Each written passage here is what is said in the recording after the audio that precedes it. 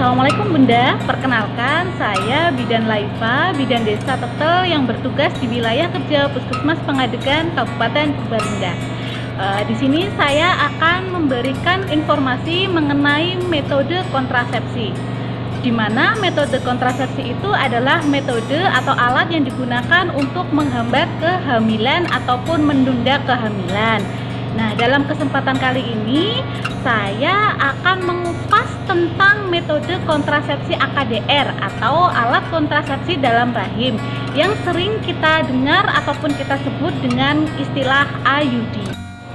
Baik, sebelum kita membahas tentang alat kontrasepsi IUD lebih jauh lagi, sebelumnya saya akan memberitahu tentang profil AKDR. Apa sih itu AKDR?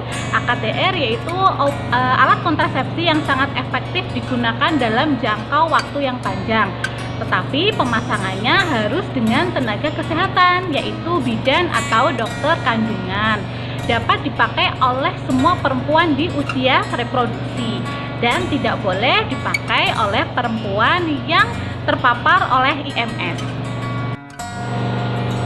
Kemudian selanjutnya yaitu tentang cara kerja dari metode kontrasepsi IUD, yaitu menghambat kemampuan sperma masuk ke tuba falopi ataupun saluran penghubung indung telur ke rahim.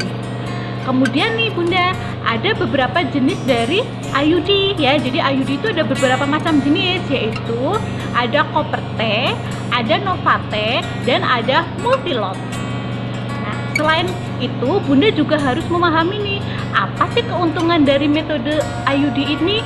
Nah, metode IUD ini keuntungannya adalah sebagai alat kontrasepsi yang efektivitasnya sangat tinggi. Kemudian dapat efektif setelah pemasangan ya, jadi bisa langsung efektif tuh, bisa langsung digunakan setelah pemasangan. Kemudian metodenya dalam jangka waktu panjang, tidak ada efek samping hormonal dan tidak mengganggu hubungan seksual. Nah, terus juga masa suburnya bisa cepat kembali pulih nih Bunda, jadi tidak harus menunggu lama-lama untuk kembalinya masa subur.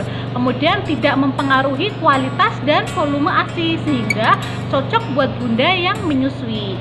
Kemudian dapat dipasang segera setelah melahirkan ataupun setelah abortus. Nah, kemudian mungkin Bunda di rumah bertanya nih, ada nggak sih efek samping dari penggunaan kontrasepsi IUD?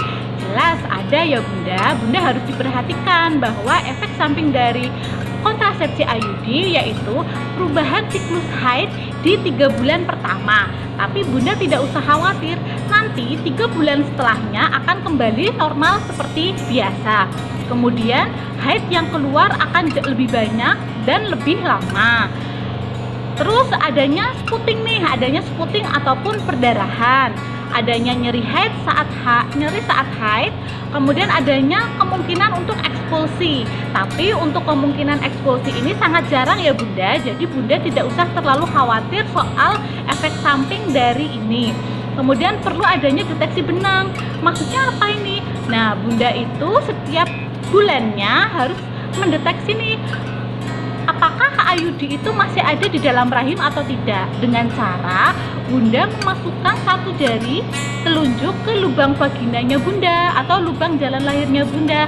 Nanti di situ akan teraba apakah ada benang atau tidak. Jika ada benang berarti IUD masih berada dalam posisi yang aman. Jika tidak, Bunda harus segera ke tenaga kesehatan terdekat. Kemudian untuk IUD ini juga Bunda tidak bisa melakukan sendiri. Bunda harus meminta pertolongan oleh tenaga kesehatan baik bidan ataupun dokter. Nah, setelah Bunda tahu efek samping dari kontrasepsi IUD, Bunda juga harus paham nih, siapa aja sih yang dapat menggunakan IUD. Kira-kira Bunda cocok nggak dalam menggunakan KB IUD? Yaitu yang pertama adalah usia reproduktif, yang kedua keadaan nulipara ataupun anaknya Bunda sudah banyak nih, jadi cocok banget kalau pakai IUD. Kemudian menginginkan kontrasepsi yang jangka panjang. Terus setelah mengalami abortus, setelah mengalami persalinan, tidak menghendaki metode hormonal, karena Bunda harus dipahami bahwa IUD ini tidak menggunakan hormonal tapi hanya menggunakan alat ya. Kemudian juga ibu yang gemuk ataupun kurus nih boleh pakai.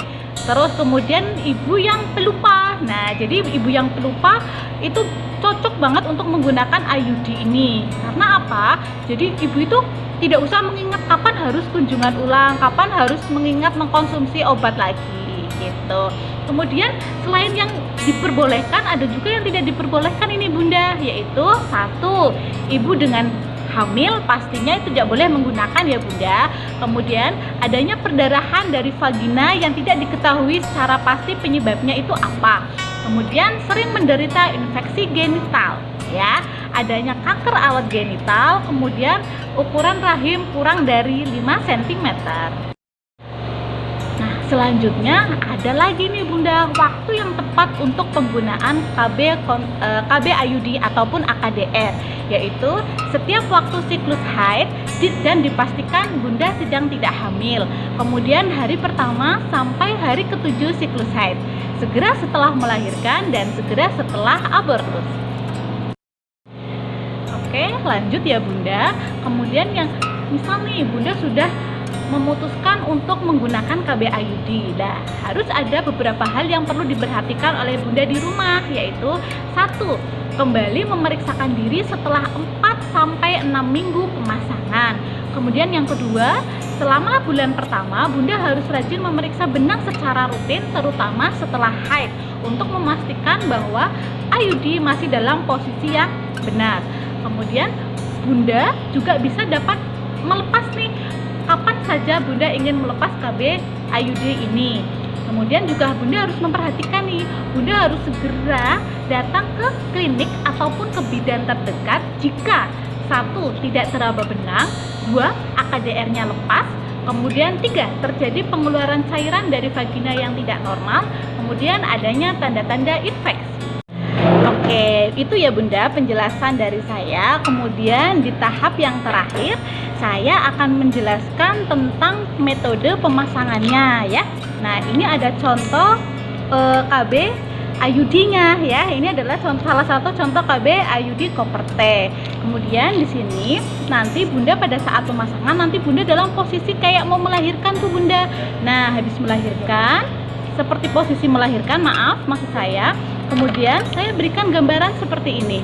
Nah, ini adalah gambaran di dalam rahimnya Bunda itu seperti ini ya. Di sini ada rongga rahim, kemudian ada saluran telur, kemudian ada indung telur, kemudian ada liang senggama atau jalan lahir. Caranya nanti alat ini akan dimasukkan ke dalam rahimnya Bunda ya, dengan cara melalui jalan lahir dimasukkan ke dalam seperti ini sampai mentok, kemudian ditarik. Nah, jadi nanti finalnya adalah alat yang besar ini dibuang ya Bunda.